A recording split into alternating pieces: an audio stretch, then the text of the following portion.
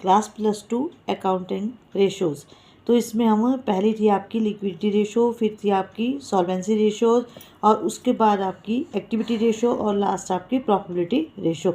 The main objective of every business to earn the profit, because profit earning essential for the survival of the business and efficiency of business firm measured by the profitability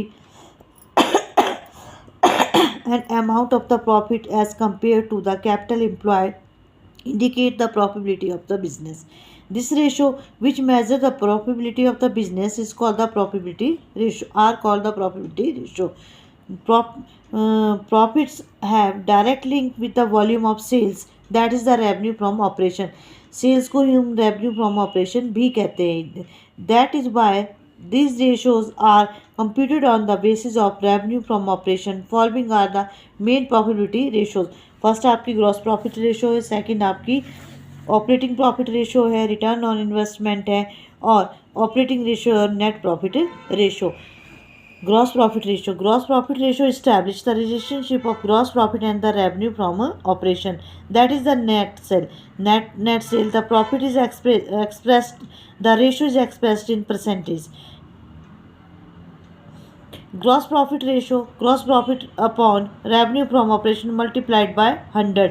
gross profit को हम इसमें compute करेंगे, और उसके बाद revenue from operation जो sales आपकी होती है. इसमें आपके 2 कंपोनेंट्स होते हैं. ग्रॉस प्रॉफिट आप निकालते हैं revenue from operation minus cost of revenue from operation.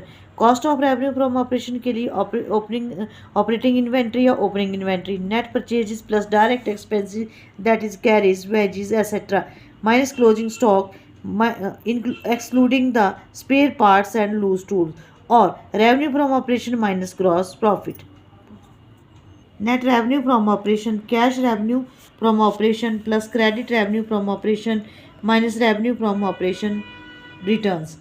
और इससे रिलेटेड सॉल्यूशंस भी हम वीडियो में आपको डालेंगे. Thank you.